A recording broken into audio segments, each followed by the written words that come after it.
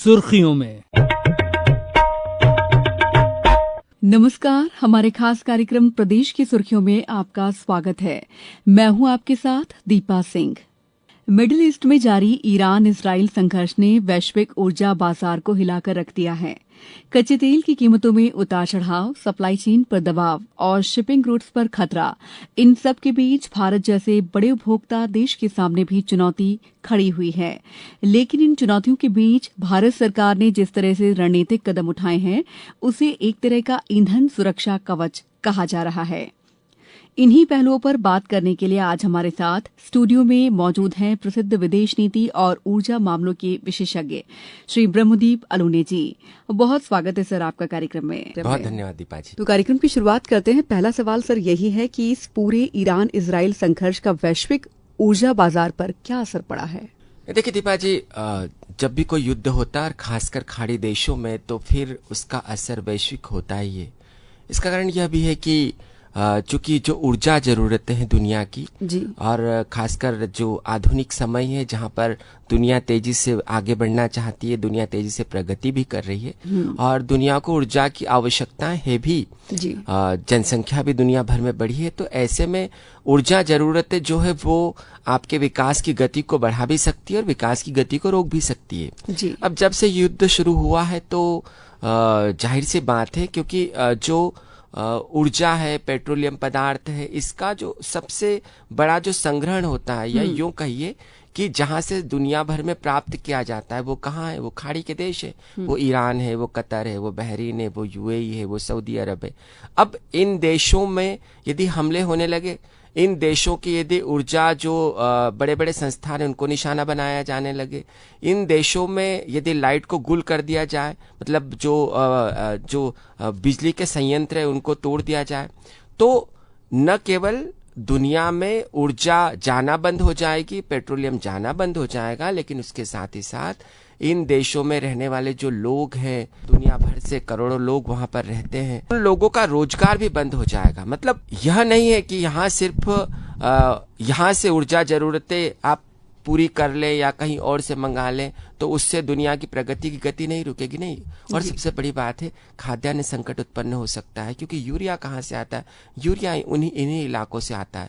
तो कुल मिलाकर दीपा जी, ये जो युद्ध है जो शुरू हुआ है, जो कभी खत्म नहीं हुआ है, दुनिया को कोशिश करना होगा कि ये युद्ध जल्दी खत्म हो जाए, क्योंकि यदि लंबे समय तक चलता है तो हम आप कोई भी जी, इस युद्ध से प्रभावित हुए बिना नहीं रह सकता। और सबसे बड़ी बात है कि हमारे घर के चूल्हे बंद हो सकते हैं, हमारी गाड़ियों के पहिए थम सकते हैं और हम जहां हैं वहीं रुक सकते हैं। मतलब आप समझ लीजिए कि जैसे कोरोना काल में हमने देखा था जो दौर, उस प्रकार का दौर एक बार फिर आ सकता है।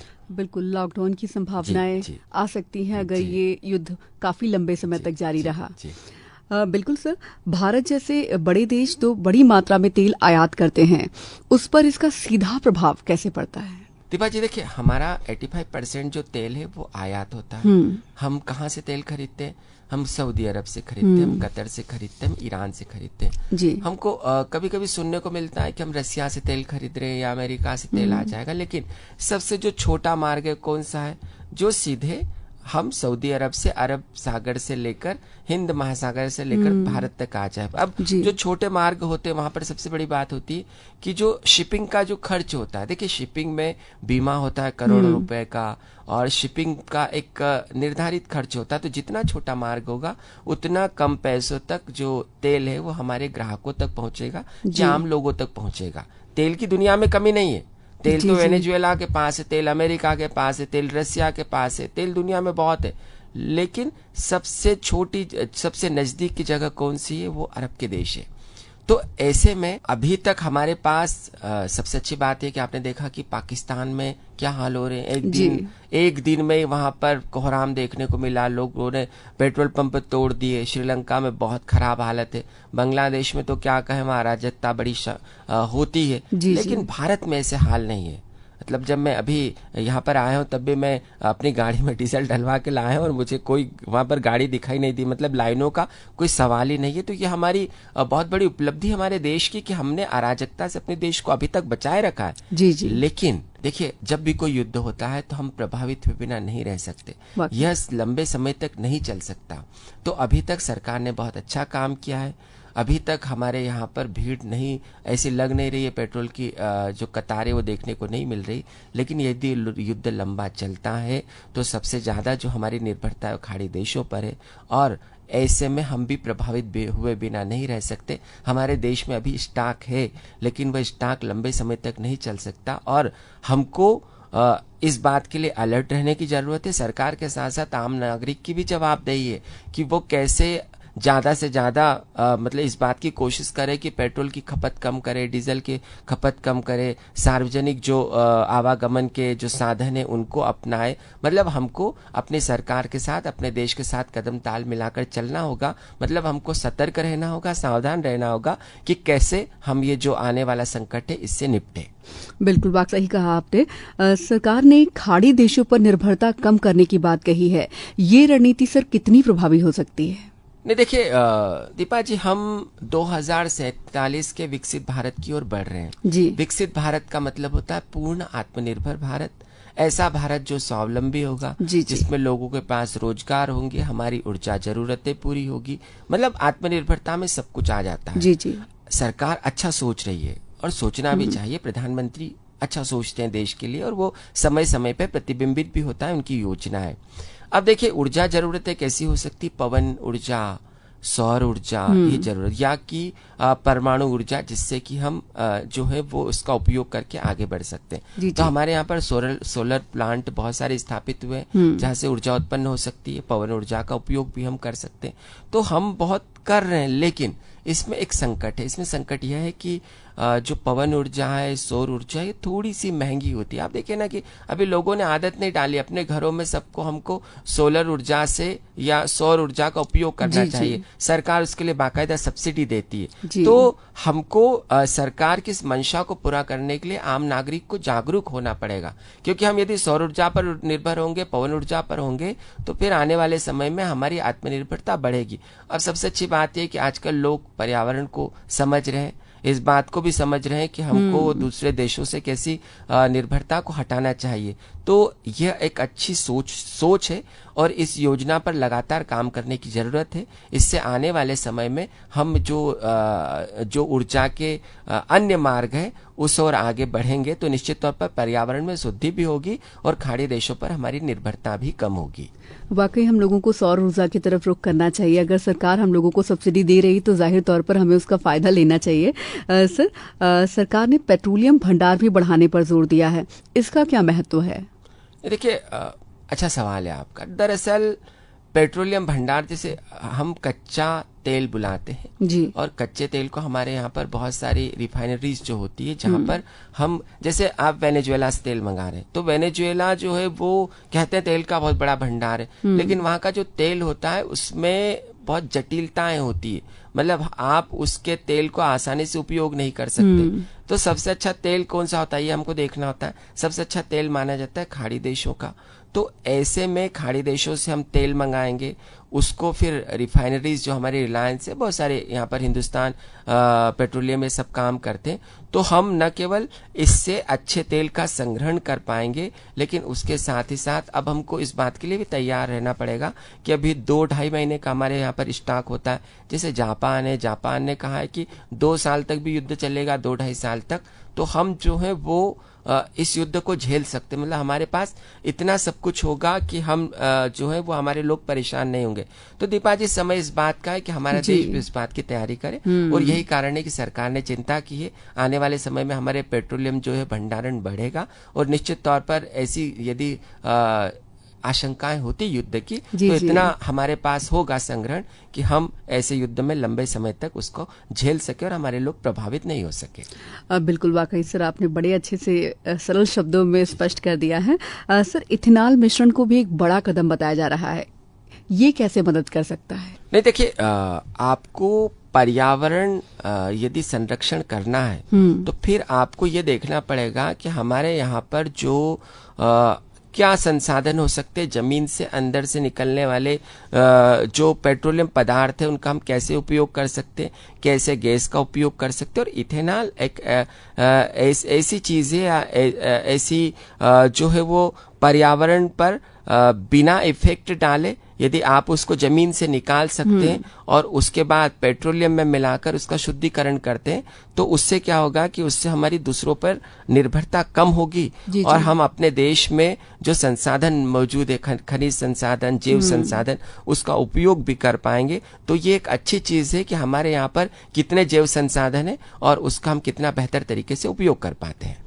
बिल्कुल सर। सर देखा जाए तो वैश्विक कीमतें लगातार बढ़ती जा रही हैं, लेकिन भारत में ये कीमतें नियंत्रित हैं, ये कैसे है? कि बहुत बड़ा दिलचस्प सवाल है आपका। देखिए, विश्व में जैसे युद्ध शुरू हुआ तो वैसे ही जो तेल की कीमतें थे वो आसमान को छूने लगी और लोग परेशान भी हुए। लेकिन आप यदि भारत को लेंगे तो भारत में क्या होता है कि हमारे यहाँ पर जब ऐसी नौबत आती है तो सरकार को एक पैसा मिलता है किसी भी कंपनी से।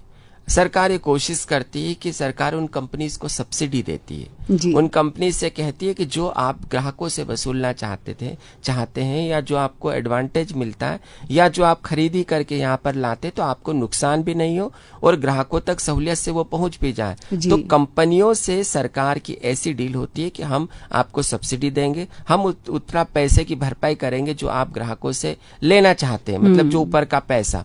और वही जो मार्जिन होता है, मार्जिन मनी, वो मार्जिन मनी सरकार पे करती है। और ये बहुत बड़ी बात है कि जनता को हम राहत कैसे दे सकते हैं। जैसे बजट में हम इंतजार करते हैं कि इस पर यहाँ पर कम हो जाए तो जनता को पैसा मिलेगा, इसमें छूट मिल जाए। तो दरअसल सरकार की एक छूट होती है जो सरकार कहती है कि ग्राहकों से मत लीजिए, वो बढ़ा हुआ पैसा वो हम देंगे। और यही कारण है कि भारत में सरकार ने लोगों का ध्यान रखा है, आम जनता का ध्यान रखा है और उन्होंने कंपनियों से कह दिया है कि हम पैसा आपको देंगे।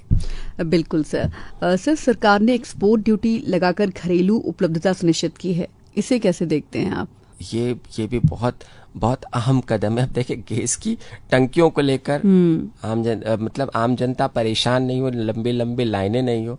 तो अब इसमें क्या है कि इसमें गैस कंपनियों पर दबाव बढ़ जाता है। गैस कंपनियों पर दबाव बढ़ेगा क्योंकि गैस कंपनियों को ज्यादा से ज्यादा भाई उनको तो ग्राहकों की उपलब्धता देना है, लेकिन उसके साथ साथ ये जिसमें हमने शिपिंग की बात की थी कि यदि शिपिंग का खर्च बढ़ता है तो जाहिर सी बात है गैस टंकियों के भाव भी बढ़ेंगे। लेकिन अब सरकार ने यहाँ पर सबसे बड़ी बात है कि जो घरेलू ईंधन है या जो घरों में जाने वाली गैस है, उस गैस पर न तो उसका प्राइस बढ़े, ना ही एक्सपोर्ट ड्यूटी बढ़े उस पर। और गैस कंपनियों से कहा कि सबसे पहले आम जनता के घरों में आप गैस को पहुंचाइए और वो भी उतनी कीमत में पहुंचाइए जितनी कीमत पहले से निर्धारित है। अभी का जो है वो गैस कंपनियां तय नहीं करे। यही कारण है कि बिना कुछ ज्यादा कीमतों में वृद्धि हुए जो हमारे घरों में गैस की टंकियां पहुंच रही है और जो वो एक्सपोर्ट ड्यूटी है वो सरकार देख रही है कि कितना देना है। तो यह भी जनता के लिए सरकार का एक बहुत सराहनीय कदम है।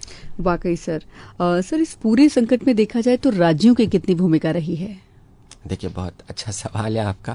भारत एक संघीय प्रणाली वाला देश है, मतलब राज्यों से मिलकर संघ बनता है। अब आप देखिए, बेशक पेट्रोलियम पदार्थ कहाँ से लाना, विदेश नीति कैसी होगी, कूटनीति कैसी होगी, आर्थिक नीतियां कैसी होगी, ये सब कौन तय करता है? ये केंद्र तय करता है। केंद्र तय कर भी रहा है। जैसे हमने इस युद्ध में हम बिल्कुल उलझे नहीं, इस कारण से प्रधानमंत्री लगातार ईरान के प्रधानमंत्री से बात कर रहे हैं, इजराइल से भी हम संपर्क में, अमेरिका से भी हम संपर्क में, मतलब हमने इस युद्ध से अपने आप को बचा कर रखा है। जी। तो सरकार अपनी केंद्र सरकार की भूमिका यहाँ पर महत्वपूर्ण हो जाती है। लेकिन अब जब राज्यों में आएंगे तो राज्यों में क्या होता है कि सबकी अपनी अपनी आवश्यकताएं होती है। आप सोचिए कि तमिलनाडु में बहुत सारे औद्योगिक केंद्र हैं, या आप कर्नाटका में चले जाएंगे, बहुत सारे औद्योगिक केंद्र मिलेंगे।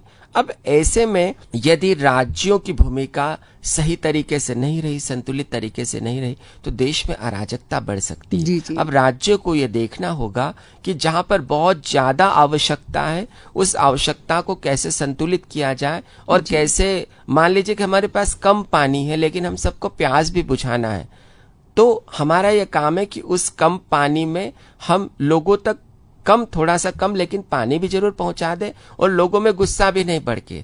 अब इसमें राज्यों को देखना पड़ेगा कि अपने यहाँ पर विकास की योजनाएं बराबर लागू हो, लेकिन जहां पर 10 टंकियां लग रही वहां पर आप 8 भेजिए, वहां पर काम भी चल जाए।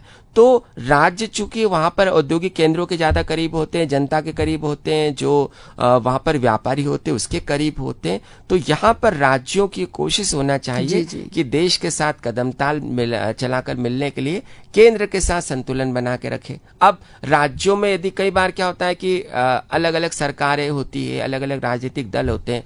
अब यहाँ पर यदि आप वैचारिक मतभेद ले लेंगे, राजनीतिक मतभेद ले लेंगे, तो आप अपने प्रदेश में अराजकता बढ़ने देंगे। अब एक भी प्रदेश में, अभी तक सबसे अच्छी बात यह कि अच्छा सामंजस्य अपने देश में चल रहा है, तो एक भी प्रदेश में ऐसी नौबत नहीं आई है। तो राज्य सरकारों को कोशिश करना चाहिए कि अपने प्रदेश के लोगों को संतुष्ट रखे, अपनी पंचायतों तक इस बात को पहुंचाए और जो आपके पास उपलब्धता है उसको ठीक तरीके से संतुलित करवाए। स्थानीय प्रशासन जो इस पर बेहतर काम करे, क्योंकि स्थानीय प्रशासन को दिल्ली नहीं देखेगा, स्थानीय प्रशासन को भोपाल को देखना पड़ेगा, मुंबई को देखना पड़ेगा, अहमदाबाद को देखना पड़ेगा, जयपुर को देखना पड़ेगा। तो इन राज्यों को स्थानीय प्रशासन को ठीक से संतुलित करना पड़ेगा, क्योंकि इस बात को लेकर देखिए आने वाला संकट और खड़ा हो सकता है, बढ़ सकता है।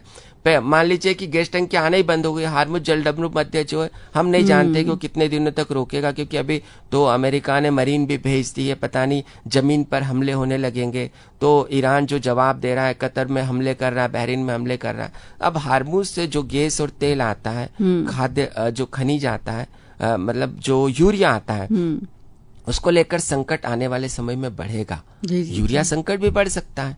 तो हमारे यहाँ पर अभी देखिए, हमारे पास सबसे अच्छी बात क्या है, हमारे यहाँ पर अभी कम से कम 60% इतना स्टॉक है कि यदि यूरिया नहीं भी आया और हमारे यहाँ पर मानसून आया और हमको कुछ बोने की जरूरत पड़ी तो हम उपलब्धता बढ़ाएंगे। अब राज्य सरकारों को तय करना है कि उस उपलब्धता को कैसे ठीक तरीके से जन जन तक पहुंचाए। इस कारण से राज्यों की भूमिका बहुत महत्वपूर्ण है और मुझे लगता है राज्य इस बात को समझेंगे भी। बिल्कुल सर, वाकई राज्यों की बहुत महत्वपूर्ण भूमिका है। केंद्र सरकार भी लगातार प्रयास कर रही है, साथ ही जो हमारे नागरिक हैं उनसे भी यही अपील है कि वो भी भले ही वो घरेलू गैस हो, किसी भी चीज का वेस्टेज नहीं करना चाहिए, कालाबाजारी भी नहीं करनी चाहिए देखा जाए तो। सर, आपको क्या लगता है कि अभी भी खतरे बने हुए हैं? हाँ देखिए दीपा जी, जहाँ तक कालाबाजारी का सवाल है तो सरकार खूब कोशिश करती है कि ऐसा नहीं हो, प्रशासन भी कोशिश करता है, लेकिन ये भी सच है कि जो व्यापारी और जो प्रशासन उनके बीच आंख मिचौली तो चलती है। और जो व्यापार होता है, व्यापार में पारदर्शिता हो इस बात की गारंटी नहीं दी जा सकती, क्योंकि आप व्यापारी जो है वो पैसे कमाना चाहता है। हम सबके मामले में ये नहीं कह सकते, लेकिन कुछ एक तो ऐसे होते हैं। तो कालाबाजारी को लेकर जो है वो देखिए, आप छापे मारे गए हैं, पारदर्शिता से काम करे इसको सुनिश्चित किया गया है, लेकिन आम जनता को भी इस मामले में सावधान रहने की जरूरत है। देखिए सबसे ज्यादा जरूरी है कि भ्रष्टाचार और जो कालाबाजारी होती है वो तब होती है जबकि जो जनता होती है वो जागरूकता का परिचय नहीं देती। आपका यदि आपने किसी को कह दिया कि नहीं मुझे तो गैस टंकी चाहिए और मुझे 1000 के बजाय 2000 में दे दीजिए, तो कोई भी व्यापारी कालाबाजारी की ओर आगे बढ़ जाएगा। आपको यदि सरकार ने कहा है कि गैस टंकियां हम आपको देंगे, आपके घरों में गैस टंकी जो है वो आएगी, तो आपको सरकार पर भरोसा करना चाहिए। तो जो कालाबाजारी है उसकी संभावनाओं से कभी इनकार नहीं किया जा सकता, लेकिन जनता जब सरकार पर भरोसा करेगी, प्रशासन पर भरोसा करेगी, आप कालाबाजारी को आसानी से रोक देंगे। अब बिल्कुल बहुत अच्छी बात कही आपने। तो श्रोताओं, आपको जागरूक होने की बस जरूरत है। सर, आने वाले समय में भारत को ऊर्जा सुरक्षा के लिए किन किन कदमों पर ध्यान देना चाहिए? देखिए, ऊर्जा संरक्षण के लिए, ऊर्जा जरूरतों के लिए हम बहुत अच्छे से काम कर रहे हैं। आप जब भी दीपा जी आप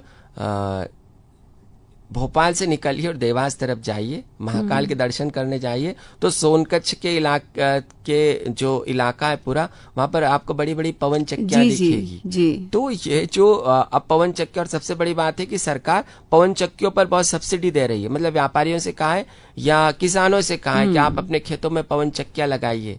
दूसरी बात है कि आप देखिए, आपके घरों में जो सोलर प्लांट लगाए जाते हैं या जो पूरा सिस्टम फिट किया जाता है, तो वहां पर यदि आप बिजली उत्पन्न कर रहे हैं तो सरकार आपसे खरीद लेती है कि आप, यदि आपके यहाँ पर है तो आप हमें दीजिए। तो सरकार ऐसे कई कदम उठा रही है और सबसे अच्छी बात है कि हमारे यहाँ पर इसके अच्छे प्रतिफल भी हुए हैं।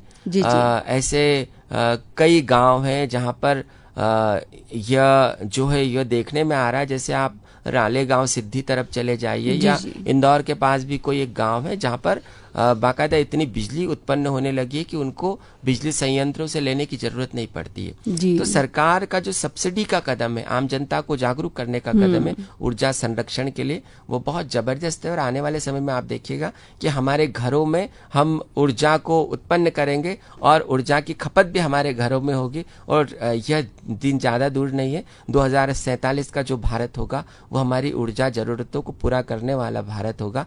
इस ओर सरकार तेजी से बढ़ रही है। प्रधानमंत्री जी ने भी कहा कि भारत लगातार कूटनीतिक संपर्क में है, ये कितना महत्वपूर्ण है? नहीं, देखिए दीपा जी, भारत दुनिया का सबसे बड़ा लोकतंत्र है, दुनिया का सबसे बड़ा धर्मनिरपेक्ष देश है। और सबसे बड़ी बात यह है कि अभी का जो आप 10-15 साल देख लें तो प्रधानमंत्री मोदी जी को जितने दुनिया में अवार्ड मिले हैं, सर्वोच्च अवार्ड जो से सम्मानित किया गया है, वो भारत को किया गया। अब देखिए, सऊदी अरब और पाकिस्तान का रणनीतिक समझौता हुआ, लेकिन भारत और सऊदी अरब बहुत अच्छे दोस्त हैं। जी। मतलब कि आप सोचिए कि पाकिस्तान ब्लैकमेल करना चाहता है खाड़ी देशों से कि इस्लामिक देशों से मजबूत संबंध है, लेकिन खाड़ी देश के जो तमाम इस्लामिक देश है वो प्रधानमंत्री मोदी जी के लिए कालीन तो बिछाते हैं। यूएई से हमारे इतने अच्छे संबंध है, कतर से अच्छे संबंध है, बहरीन से अच्छे संबंध है, और जो तकरीबन 1 करोड़ जो लोग हैं हमारे यहाँ के, वो लोग जो है वो वहां पर काम करते हैं। तो यही कारण है कि प्रधानमंत्री मोदी जी लगातार ईरान के प्रधानमंत्री से बात कर रहे हैं, सऊदी अरब से बात की है, यूएई से बात की है। और यही कारण है कि हम जो है वो हमारी भूमिका बहुत महत्वपूर्ण हो गई। इवन ट्रंप से भी बात हुई है। अब ऐसे में इन कूटनीतिक संपर्कों के परिणाम यह निकले हैं कि हार्मुज से जो दुनिया के तमाम जहां 3-4 हजार जहाज जो है वो वहां पर फंसे हुए हैं, लेकिन भारत के जहाजों को निकलने का रास्ता दिया गया है। और बाकायदा ईरान ने ट्वीट करके कहा है कि भारत हमारा दोस्त राष्ट्र है। तो आप सोचिए, जब प्रधानमंत्री मोदी जी युद्ध के ठीक पहले कहां पर थे? इजराइल की यात्रा पर थे। और इजराइल से आने के बाद उससे इजराइल से हमारे सामरिक संबंध है, ईरान से हमारे आर्थिक और रणनीतिक संबंध है। तो ऐसे 2 दुश्मन देशों के बीच होने के बावजूद भारत के दोनों देशों से इतने मजबूत संबंध, ये भारत की कूटनीतिक जीत है। और यही कारण है कि प्रधानमंत्री मोदी लगातार बात कर रहे हैं और ये स्पष्ट भी किया देश से कि हम सबसे कूटनीतिक संपर्कों में हैं। इसका मतलब है कि इस युद्ध को रुकवाने में हमारी भूमिका भी है और आने वाले समय में जो है वो भारत के हित भी प्रभावित नहीं हो, इस ओर भी सरकार काम कर रही है और इसके सफलता भी मिल रही है। अभी तक आप देखिए कि खाड़ी देशों से बहुत ज्यादा संख्या में लोग भागकर भारत नहीं आ रहे। हमको ऐसी आवश्यकता नहीं लगी कि यूक्रेन में हमको जहाज भेजना पड़ा और फिर लोग वहां से भाग के, ऐसा नहीं है। तो हमारे जो लोग हैं वो लोग जो हैं वो आराम से वहां पर रह रहे हैं, वहां पर काम कर रहे हैं। और देखिए, एक बात दीपा जी बहुत महत्वपूर्ण है, हमको खाड़ी देशों का महत्व समझना चाहिए। देखिए, हमारी जो आमदनी होती है उसका जो अधिकांश हिस्सा है वो कहाँ से आता है? जो विदेशों में लोग काम करते हैं उससे आता है। जी। खाड़ी देशों से यहाँ भारत के करोड़ों परिवार है। केरल जो है, केरल के मैक्सिमम लोग कहाँ रहते हैं? खाड़ी देशों में लोग रहते हैं। मध्य प्रदेश, बहुत सारे लोग पढ़ने जाते हैं। आप सोचिए कि सऊदी अरब का जो 2030 का जो मॉडल है, विकसित सऊदी अरब का मॉडल जो है, उसमें जो अधिकांश इंजीनियर्स है वो कहाँ के? भारत के। बड़े बड़े पदों पर काम करने वाले लोग भारत के। तो ऐसे में, और सबसे बड़ी बात है कि हमारी जो सेंट्रल स्कूल है वो कतर में, बहरीन में, ओमान में, यूएई में, सऊदी अरब में, ईरान में, सब दूर हमारे सेंट्रल स्कूल में, मतलब हमारे बच्चे भी पढ़ते हैं, उन राजनयिकों के बच्चे भी पढ़ते हैं। ऐसे में हमारा न केवल हमको उनकी सुरक्षा करना है, लेकिन हमको यह भी सुनिश्चित करना है कि आने वाले समय में भी हमारे हित, ये कोई अफगानिस्तान नहीं है कि तालिबान से हमने अपना वो राजनयिक जो मिशन है उसको बंद कर दिया। तो ऐसे में इतने अच्छे तरीके से यदि लोग वहां पर रह रहे हैं और लोग जो है वो वहाँ से भागे नहीं है, इसका मतलब है कि भारत सरकार ने बाकायदा उन लोगों से वहाँ की सरकारों से बात करके सुनिश्चित किया है कि हमारे भारतीयों की वहाँ पर सुरक्षा भी हो, भारतीयों के हितों का ध्यान रखा जाए और इन सब के साथ भारतीयों का रोजगार भी प्रभावित नहीं हो, क्योंकि वहाँ का रोजगार का प्रभावित होने का मतलब है कि हमारे यहाँ पर लोग प्रभावित होंगे, हमारे पर परिवार प्रभावित होंगे। तो सरकार ने बहुत अच्छे से इस मामले में संरक्षण किया है और भविष्य को एक अच्छे भविष्य को सुनिश्चित भी किया है। जी जी, बिल्कुल सर। चलते चलते बस आपसे यही कहना चाहेंगे कि आप हमारे श्रोताओं से क्या कहना चाहते हैं? देखिए, हमारे देश के लोग बहुत अच्छे हैं। हम वो लोग हैं जो अभाव में रह के भी खुशहाल रहते हैं। देखिए ना, दुनिया भर में हम विकसित देश नहीं है, हम एक विकासशील देश है। लेकिन यदि आप खुशहाली का पैमाना लेंगे तो हमारे यहाँ पर हमने वो भी देखा है कि जब संडे के दिन सब लोग मंदिर जाते हैं या जहाँ पर भी घूमने जाते हैं तो मुस्कुराते हुए लोग कारों में भी देखते हैं, मुस्कुराते हुए लोग हम मोटरसाइकिल पर भी परिवार देखते हैं। और कभी कभी तो हमको ऐसे चित्र भी देखते हैं कि आगे की छोटी साइकिल पर छोटी सी सीट पर एक बच्चा बैठा हो, पीछे पत्नी बैठी हो और वो जो मजदूर है वो भी मुस्कुराते हुए छुट्टियां मना रहे हैं। तो जो भी आने वाली चुनौतियां होगी हम निपटेंगे, बहुत अच्छे से हमारे लोग निपटेंगे। लेकिन हाँ, एक बात तो जरूर है इस मामले में कि लोगों को मुस्कुराते हुए भी इस बात का ध्यान रखना पड़ेगा कि हम सरकार के साथ कदम ताल मिलाकर चले। और यदि कुछ ऐसी चीजें जो हमें प्राप्त नहीं हो रही है या नहीं हो पा रही है तो सरकार पर भरोसा रखें। सरकार आपकी खुशहाली के लिए काम करती, देश आपकी खुशहाली के लिए काम करता है। और हम किसी युद्ध से खत्म हो जाए या टूट जाए, हम वो देश नहीं है। हम खुशहाल रहेंगे और मुस्कुराते रहेंगे। बहुत अच्छी बात आपने कही कि सरकार पर भरोसा रखने का ये सही वक्त है और हमें अपना भरोसा बनाए रखना चाहिए। आपने बहुत ही सरल और स्पष्ट तरीके से इतने जटिल विषय को समझाया। बहुत बहुत शुक्रिया कार्यक्रम में शामिल होने के लिए। धन्यवाद दीपा जी। तो श्रोताओं, वैश्विक संकट के इस दौर में भारत ने जिस तरह संतुलन और रणनीति के साथ अपने नागरिकों को सुरक्षित रखने का प्रयास किया है वो निश्चित रूप से एक मजबूत नीति का उदाहरण है। इसी के साथ दीजिए इजाजत। नमस्कार। सुर्खियों में